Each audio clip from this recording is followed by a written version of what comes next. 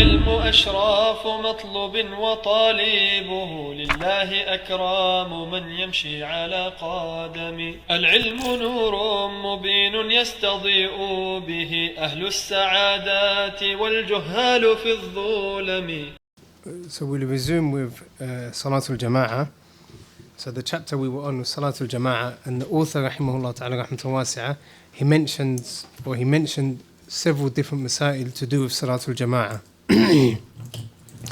So today inshallah we're going to complete, today's lesson is not that long actually, probably going to finish at Isha time, and that is in order for us to stop at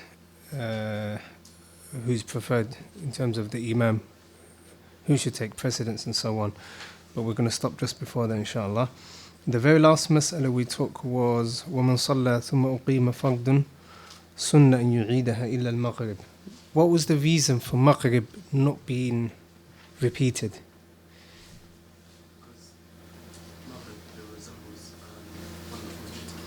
Maghrib resembles one of the forms of witr. Witr you can only pray once, and it only has so there's only one witr. Ahsant as well. So these are the two reasons. Sunnah is also prayed in 2 rak'at, mathna, and obviously in this case it will be witr 3. Maghrib, the sunnah would become 3. طيب. That was you going to say, yeah. طيب. So the next مسألة ولا تكره إعادة الجماعة في غير مسجدي مكة والمدينة. The next مسألة is to do with repeating the jama'ah in the masjid. As you know, we're in Bab Salatul Jama'ah, and we, after talking about the ahkam, whether Salatul Jama'ah is wajib, whether it's not wajib, and so on, now he's talking about the next mas'ala, or a mas'ala to do with that, which is if there's a jama'ah in the masjid, can we have a second jama'ah in the masjid? But in order to understand which jama'ah exactly is being referred to, we need to go through something which is called tahrir mahal al-niza'. We want to pinpoint exactly where the khilaf is. Okay? And this is very important to know, because sometimes it's okay to have a second jama'ah and there's no difference in. Sometimes it's impermissible to have a second jama'ah and there's no difference of opinion in that. And sometimes there's a difference of opinion among the fuqaha whether you can have a second jama'ah or not. So the first mas'ala, so tahrir mahal al-niza', you already know what it is. It's when you mention the points that the two opinions agree on, or agree upon, or all of the ulama agree upon, and then you mention where the khilaf is. So you're pinpointing where the khilaf is. So that is called tahrir mahal al-niza', and you'll see inshallah in this example. So the first one is, if the masjid is one of those masajid that is on the path of, or the tariq of the Muslimin, mathalan those masajid that are at service stations, or a masjid that is at the suq and so on, or a prayer room in the airport, then that sort of masjid, it's okay to have multiple jama'at, one after the other.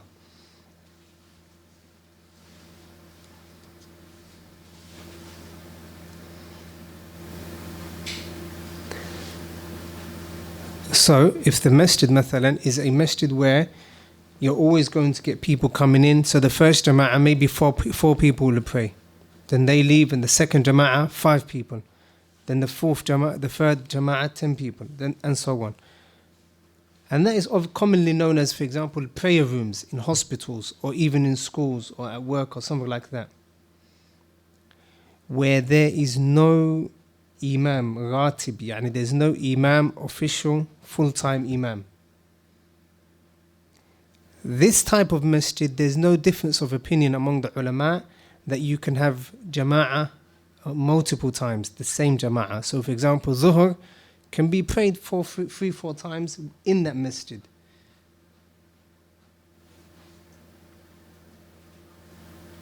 And there's no difference of opinion. The next mas'ala in which there's an agreement upon is that we make the jama'ah, or we make a second or a third or a fourth jama'ah the norm. Salat or jama'ah ratiba, meaning it becomes the norm in a masjid that has a full-time imam. So for example, in our masjid here, we have a ratib, imam ratib, a full-time imam. If we say that every single salah, when the imam finishes the jama'ah, we're going to have a second jama'ah. And that is the norm.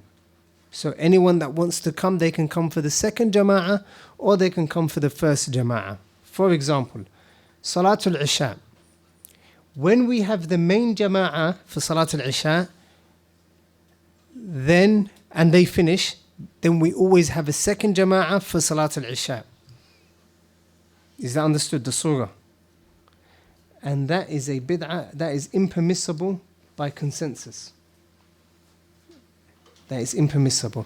And this is similar to what they had in the Haram and in some other masajid, whereby they would have the Hanafi Jama'ah praying on their own.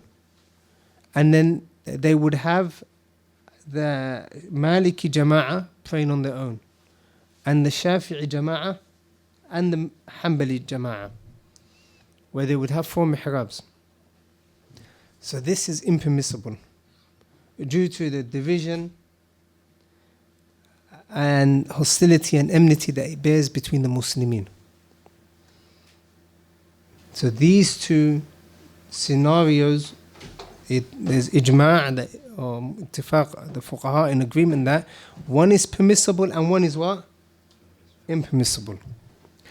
The third one, surah or example, in which there's a difference of opinion, and this is the mas'ala in the matan, is if the masjid has a imam that is a ratib, a proper imam, a full-time imam. Lakin, it just so happens that a second jama'ah takes place or a third jama'ah takes place without any prior agreement. Mathalan, Salat al-Isha finishes and there's people that were stuck in traffic outside the masjid or around the area there was traffic. And then they happen to reach the masjid as soon as the imam says, Assalamu alaikum wa rahmatullah, Assalamu alaikum wa rahmatullah. Let's say there's 10 of them. And they've come for a lesson and they just about arrive as soon as the imam finishes the salah. That is the surah that there's a khilaf in. And that is the surah that's in the matan. Is that understood? Who can repeat this surah? So, the Salah pray behind the Lord, but other brothers are riding late due to whatever reason, traffic or other reasons. With no prior agreement, they make their own jama'ah because they missed the first jama'ah. Nah.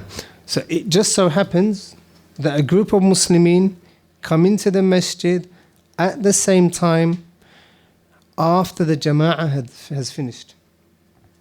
This is the one that there's a khilaf. So the Shaykh says, rahimahullah, وَلَا تُكْرَهُ إِعَادَةُ الْجَمَاعَةِ فِي غَيْرِ مَسْجِدَيْ مَكَّةِ وَالْمَدِينَةِ. So he says, it is not disliked to repeat the jama'ah in any masjid other than the two masajid, Makkah and Medina. Makkah and Medina. Meaning it is disliked to have a second jama'ah in the Makkah masjid, in Makkah and in Medina.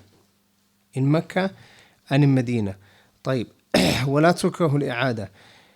What is the evidence for this? The evidence for this are several ahadith. Number one, the hadith where the Prophet sallallahu alaihi wasallam was in the masjid and he led the companions in salah. And then a man came in after the companions had finished the salah with the Messenger sallallahu alaihi wasallam. And when he came in, the Prophet sallallahu alaihi wasallam said, ألا رجل يتصدق على هذا فيصلي معه. Is there anyone that is going to pray with this person, with this man, give him sadaqah and pray along with him? So in this mas'ala we have the Messenger sallallahu alaihi wasallam having led the jama'ah, a man coming in and then asking one of the believers, one of the Muslims, believers, the companions to pray with this man. And that is what dalil that there is a second jama'ah that is about to take place. And the Messenger sallallahu alaihi wasallam permitted it. Also the second hadith, the hadith of Ubay bin Ka'b radiyallahu anhu, in which he said, Inna salata rajul, in his sallallahu alaihi wasallam said, Inna salata rajuli ma'a salati ma'a rajuli, Inna salata rajuli ma'a rajul, yani the salah of the man with another person, yani a man with another man, azka min salatihi wahda, is better than the salah that he prays on his own. Wa salatuhu ma'a rajulain, and his salah that he prays with two men, azka min salatihi ma'a rajulin, and the salah that he prays with two men is better than the salah that he prays with what? With one man. وَمَا كَثُرَ فَهُوَ أَحَبُّ إِلَى اللَّهِ سُبْحَانَهُ وَتَعَالَى, and the more that the jama'ah is, the better it is, more beloved it is to Allah subhanahu wa ta'ala. Narrated by Abu Dawood 553. So these two ahadith show the permissibility of having a second jama'ah in the masjid. As for doing istithna, or making the masjid Nabawi and the masjid of the haram an exemption, the ta'leel that the fuqaha, the Hanabila that they have, is that they say, so that the people do not fall short and intentionally miss the first jama'ah and become relaxed about it, and then they can always believe that they're going to reach the second jama'ah, and so that they don't leave the first imam. So because this is disliked, because this may be the case for the masjid in Mecca and the masjid in Medina, the Prophet's masjid sallallahu alaihi wasallam and the haram, because it might be the case that the people will leave praying off the jama'ah with the proper imam, with the full-time imam, then we say it is disliked. Okay, going back to this mas'ala, when you look at that ta'leel, so this is a reasoning, a ta'leel. That ta'leel, is it specific to the haram and the masjid of the Prophet sallallahu alaihi wasallam, or is it general in every masjid? General in every masjid. So in reality, because this ta'leel is general to all of the other masajid, then it's only fair that we give Mecca and Medina the same hukum as we give to the other masajid. Is that understood? So that is the first mas'ala that that is the first mas'ala that the Shaykh rahimahullah ta'ala rahmatan wasi'ah, he mentions in the matan. Hakim, what do you think? Based on the narration, there was a narration of Ibn Mas'ud, who was going towards the Prophet sallallahu alaihi wasallam's masjid in Medina, and he was with a party of people who hadn't prayed as well. They saw that the people had finished praying, and they went back home to do the Jama'ah at home because there couldn't be a second Jama'ah in the masjid. At least that's what the opinion that was some of it. No. So the hadith, or the narration in which Abdillah ibn Mas'ud radiyallahu anhu, he was with a group of companions, and then they came to the masjid, a group of tabi'een or students, and they came to the masjid after the salah had finished. That narration, can it go up against, can we leave that narration for this hadith? أَلَا رَجُلٌ يَتَصَدَّقُ عَلَى هَذَا? You could say that the person that was now praying with the Sahaba that had missed the Jama'ah, he was not praying that Salah as well. So they were now going to establish a Salah for all of them to pray the same prayer. Whereas the person that's now praying alongside him, he's only doing the Sadaqah, it's now going to be a single Salah. صح, لكن You can say it's a Jama'ah for that particular prayer. لكن at the end of the day, they're praying a second jama'ah regardless of the intention of the imams. The intention can differ. Because last week we studied when the Prophet ﷺ was leading the companions in salah, and then they finished the salah and they saw two companions praying at the end, sitting down. And the Prophet ﷺ said, "Why are you sitting down when the people are praying?" And they said, "We prayed at our homes," or wherever it was that they came from. Sah? and they prayed with the Prophet sallallahu alaihi wasallam. So we've already established that the niyyah can differ. The niyyah, and Abdillah or Mu'adh ibn Jabal radiallahu anhu used to also go back to his people and lead them in salah. So we've established that the two people that are praying, the imam and the ma'mum, they can have different intention, and that's not mahall al-ishkal, that's not an issue. Like what we have here is as if it is a nassun fil mas'ala, it is as if we have a clear dalil in which a second jama'ah, regardless of their intention, a second jama'ah was established in the masjid sallallahu alaihi wasallam of the Prophet sallallahu alaihi wasallam, and that was in his presence. So it seems like that, because a hadith, in terms of evidencing, a qawl is the highest form of evidence, as we studied, and a fi'l then is also the what? The second. So it seems, wallahu a'lam, that narration by Abdullah ibn Mas'ud, it can't contend with the words of the Prophet sallallahu alaihi wasallam, so it's kind of clear in the dalala. Having said that as well, you have this second hadith where the Prophet sallallahu alaihi wasallam made a general dalil in which the salah of two people is better than the salah of one, and the salah of three is better than the salah of two.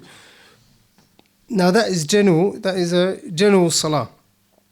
The Prophet ﷺ did not specify where that salah was to take place, and he did not specify the actual salah. نعم. لكن على أي حال, this is a mas'ala that there's khilaf, and the khilaf is strong. نعم. Then the Shaykh says رحمه الله وإذا أقيمت الصلاة فلا صلاة إلا المكتوبة. The next mas'ala فإن كان في نافلة أتمها إلا أن يخشى فوات الجماعة فيقطعها. طيب. The next mas'ala is when a person comes into the masjid and the iqamah has been called, or when a person is in the masjid, when the iqamah has been called, what prayers are we allowed to pray at that particular time? The Shaykh says, rahimahullah, if the salah, يعني إذا أقيمت الصلاة, if the iqamah is called, فلا صلاة إلا المكتوبة, there is no salah except the prescribed one, except the wajib of that time. Suratul Mas'ala. Now the time of Isha is about to start. The iqamah has been called for Salat al-Isha. We are not allowed to pray any other sunnah prayer. So if anyone comes into the masjid at that particular time, they cannot say, I am going to pray Tahiyatul Masjid before I start the what? Before I start the Salah. And this hadith is this mas'ala is based on the hadith of the Prophet sallallahu alaihi wasallam, إِذَا أُقِيمَتِ الصَّلَاةُ فَلَا صَلَاةَ إِلَّا الْمَكْتُوبَةِ. If the iqamah has been called, if the iqamah has been called for the salah, then there is no salah except for the one that is prescribed. In another narration, فَلَا صَلَاةَ إِلَّا الَّتِي أُقِيمَتْ. There is no salah except for the one that the iqamah has been called for. There is no salah except that the iqamah has been called for. طيب. And the hadith shows what? فَلَا صَلَاةَ إِلَّا الْمَكْتُوبَةِ. There is no salah, meaning we cannot pray a salah. And nahi, in this hadith, there's a nahi, a prohibition, and we shall study that inshallah in usul al-fiqh. When there's a prohibition, يقتضي الفساد, يقتضي التحريم. When there's a prohibition, it means that action that we've been prohibited from, it becomes what? It becomes haram, unless we have another evidence bringing it down to makruh, disliked. طيب. So he says, at the get-go, it is not permissible to pray. Lakin he says, فإن كان في نافلة, if he already finds himself in the nafila, and you've come into the masjid and you're rushing, you said Allahu Akbar, you're already in the salah, and then the iqamah gets called, he says atammaha, he finishes it off. So here we have three, na'am, so he finishes it off, okay? Suratul Mas'ala, let's say you've started your Tahiyatul Masjid, you're now on the second rak'ah, you've finished reading the Fatiha, and the iqamah gets called. What do? You what? You complete that rak'ah. Because obviously you've read the Fatiha as well. And you don't need to read another surah. Because reading another surah, aslan, is a what? A sunnah. And you want to reach the what? The fard prayer. Therefore, you leave off the next surah, you just read the Fatiha and you go down for ruku', and obviously you speed it up and you finish that rak'ah. Is that understood?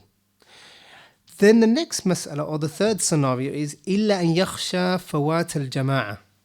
Unless he fears that the jama'ah will end. Meaning the salah will start, the takbirat al-ihram, the salah will start, فَيَقْطَعَهَا, then he cuts it off. So if مثلا you come into the masjid, you've already started your salah, you said Allahu Akbar, and you hear the iqamah getting called. Khalas. You leave off the salah. Why is that? Because otherwise you're going to miss the prayer that is what? That is fard. That is fard. طيب. Because obviously if you just say Allahu Akbar, more than likely you're going to miss the what? The takbirat al-ihram, because 2 rak'at, it's not as if you're finishing the second rak'ah.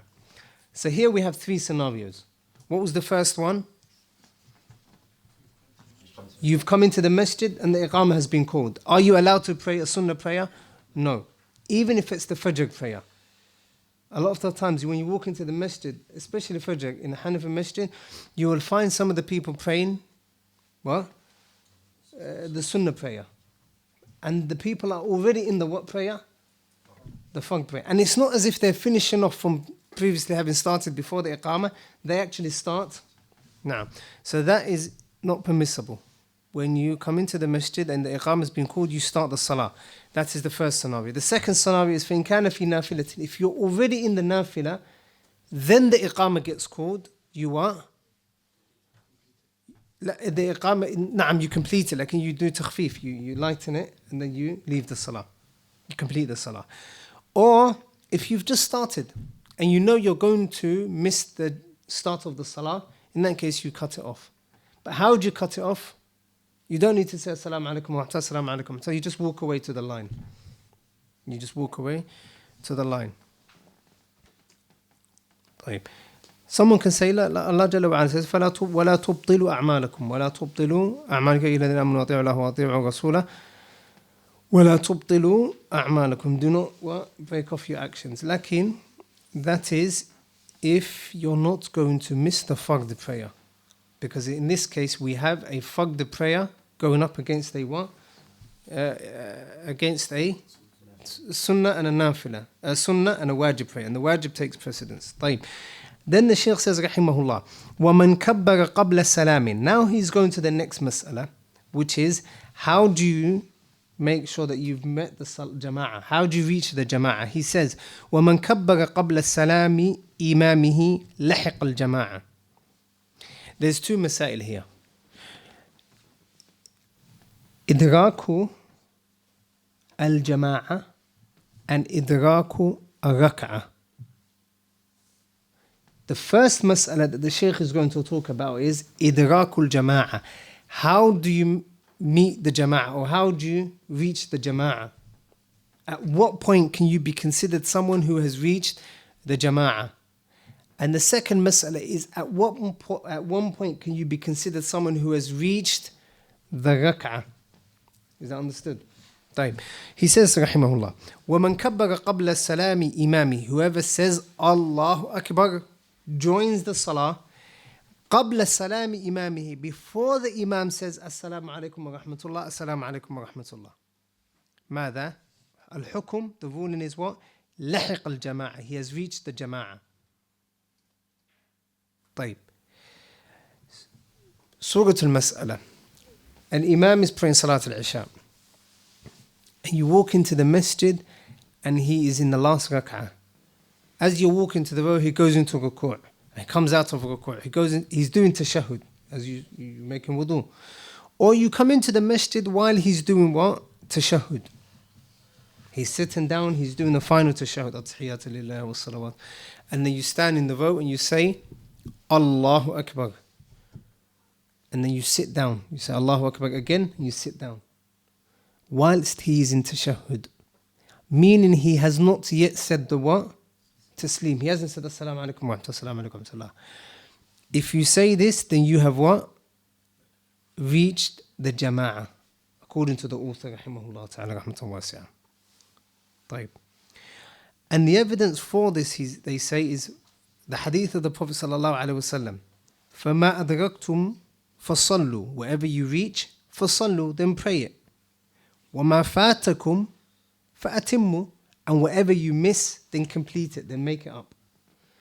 So the wajh al-dalala is, the Prophet ﷺ said, فَمَا أَدْرَكْتُمْ, whatever you reach, فَصَلُّوا, then pray it. So he said, sallallahu alaihi wasallam, he said he called it idrak.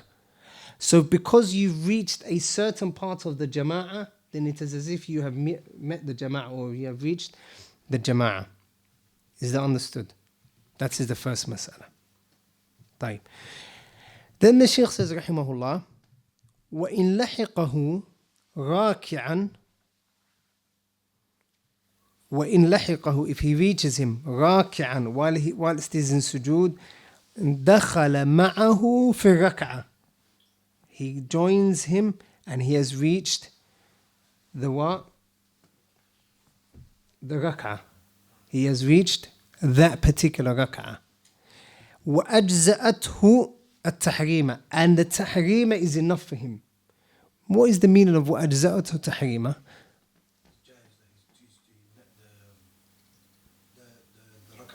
لا, وَأَجْزَأَتْهُ التَّحْرِيمَ. His takbir, the ihram. For him to join the jama'ah, it means that he's caught before he even gone to the court position, as long as the imam's in the court and he's done the tahreem, he counts for him. Okay. Is it, he turned to the Salah, what he needs to do is say Takbiratul Ihram, he doesn't need to say Takbiratul Ihram, straight up. Is that what you're going to say? Yeah. No. That وَأَجْزَأَتْهُ, and it suffices for him. It suffices for him. Because we studied in Sifatul Salah that you say Allahu Akbar, that is Takbiratul Ihram. And then when you are going down, you say Takbiratul Intiqal, صح? Allahu Akbar to go down. Like he says, وَأَجْزَأَتْهُ, what is enough for him? Takbiratul Ihram. So you can say Allahu Akbar without having to say Allahu Akbar again. So because it's, we get to that mas'ala. Like, let's go to this mas'ala first. وَإِن لَحِقَهُ رَاكِعًا. The second mas'ala, وَإِن لَحِقَهُ رَاكِعًا, is بِمَا تُدْرَكُ رَكْعَةً. How do you reach the rak'ah? What is the difference between the two masalas, the two masail that I've mentioned? Reaching the jama'ah and reaching the rak'ah. Is there a difference? What is the difference?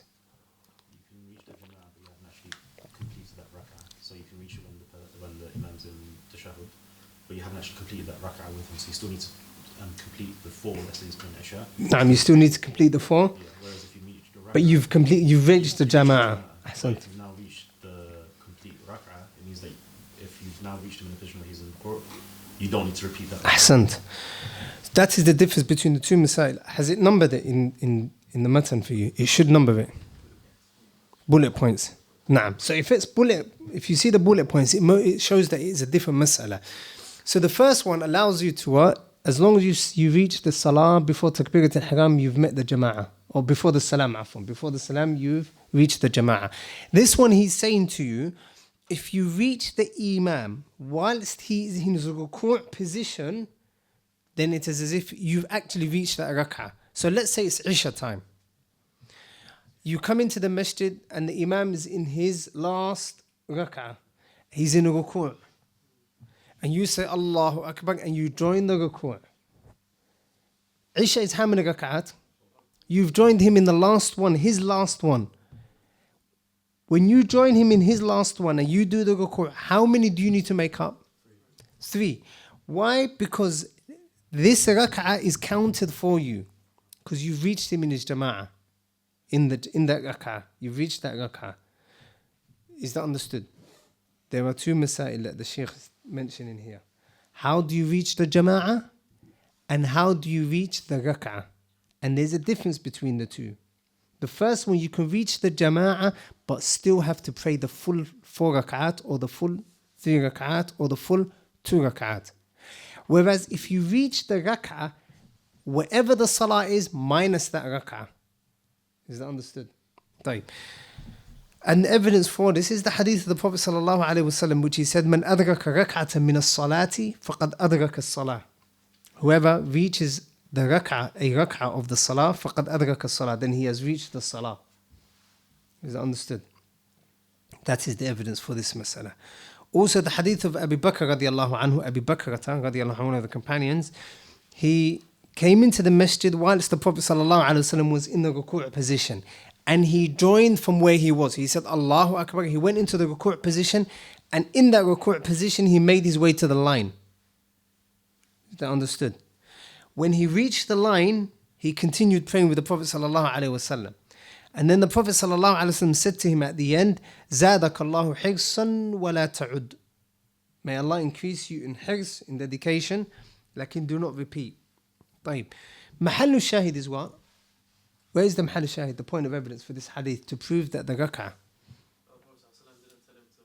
Ahsant. Excellent. The Prophet sallallahu alaihi wasallam did not tell him to repeat that rak'ah. So that rak'ah was counted for him. طيب. So that is the evidence for this second mas'ala. Going back to the first mas'ala, that is one of the opinions in the mas'ala that the Shaykh mentions. The second opinion is that the jama'ah is reached by reaching a minimum of one rak'ah. Is that understood? And the evidence for that is from man adraka rak'atan min as-salati faqad adraka as-salah. Whoever reaches a rak'ah in the salah faqad adraka as-salah.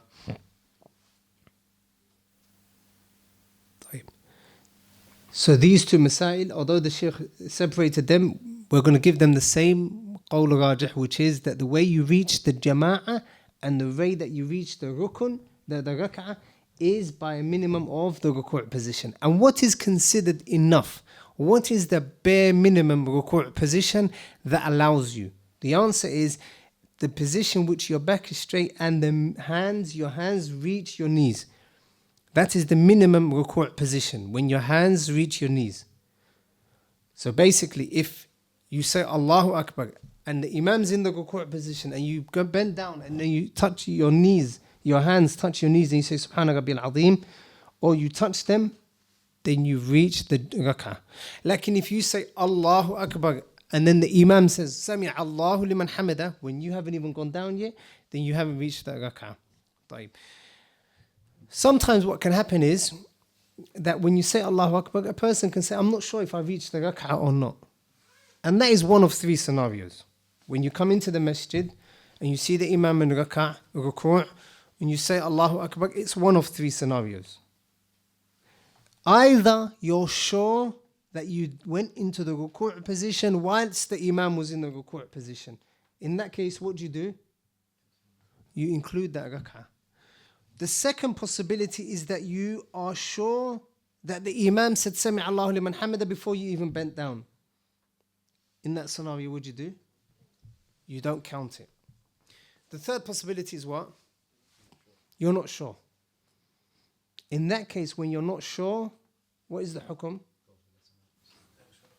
You don't count it. Why? Ta'leel. Okay, you go for the lesser number. Okay, what else? Al-yaqeen la yazulu bi-shak. Okay, and what is the yaqeen here? That you did not do it.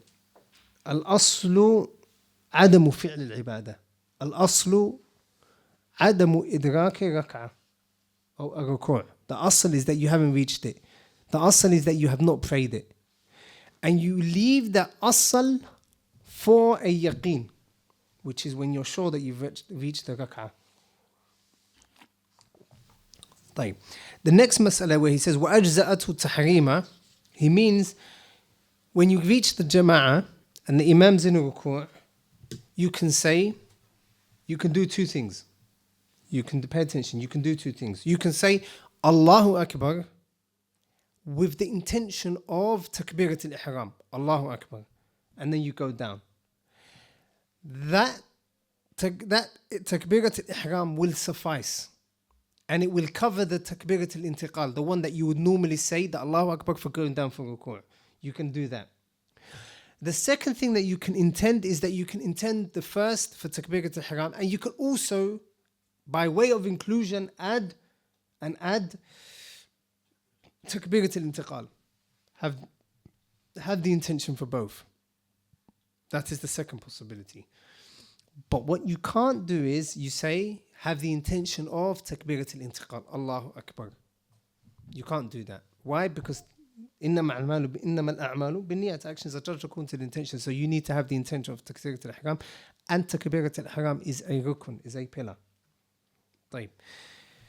So the next mas'ala, the Shaykh says, rahimahullah, وَلَا قِرَاءَةَ عَلَى مَأْمُومٍ. And there is no qira'ah ala ma'mumin. There's no recitation upon the one that is being led in salah. وَيُسْتَحَبُّ. And it is liked, it is a sunnah, فِي إِسْرَارِ إِمَامِهِ وَسُكُوتِهِ. Lakin it is liked for him to read فِي إِسْرَارِ إِمَامِهِ, when the imam is reading quietly. وَسُكُوتِهِ. And in the parts where he is quiet, in the parts where he is not reading anything. وَإِذَا لَمْ يَسْمَعْهُ. And if he does not hear the imam, لِبُعْدٍ, due to being far away from the imam, أو لِطَرَشٍ, or due to deafness, then it is also liked and sunnah to read. طيب, let's go back to the first masala. When a person is praying, the musalli is one of three. Either you're an imam, or you're a munfarid, you're a person praying alone. There's no one praying behind you, and you're not praying behind anyone. You're a munfarid. And the third possibility is that you are ma'moom. You are the one that is being led. You're in jama'ah. You're praying behind the imam. These are the three possibilities. This particular mas'ala is only referring to the one that is being led in salah. Is that understood? This mas'ala is referring to the one that is being led in salah. The imam, there's ijma' that he has to have his recitation. The one that is praying alone, it is ijma' that he has to pray his own salah. Lakin the khilaf comes in the one that is praying behind the imam. Does he need to read anything, or does he not need to read anything?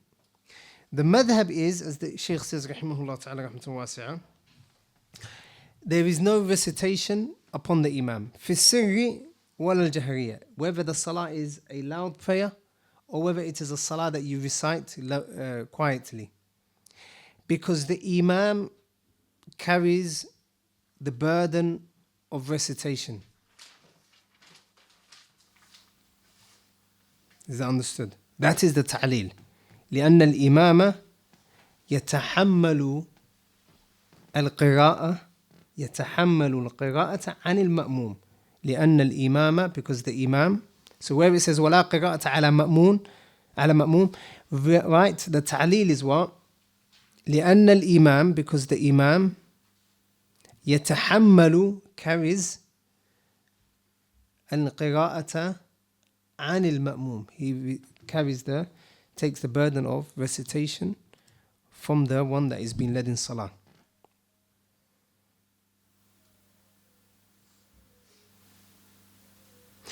And the evidence for that is the qawl of Allah Jalla wa Ala, وَإِذَا قُرِئَ الْقُرْآنُ فَاسْتَمِعُوا لَهُ وَأَنصِتُوا لَعَلَّكُمْ تُرْحَمُونَ. The qawl of Allah Jalla wa Ala, if the Quran is recited, فَاسْتَمِعُوا لَهُ, then hear the recitation, وَأَنصِتُوا, and keep quiet. Imam Ahmad rahimahullah said, أَجْمَعَ النَّاسُ على أنها نزلت في الصلاة, that this is referring to the salah.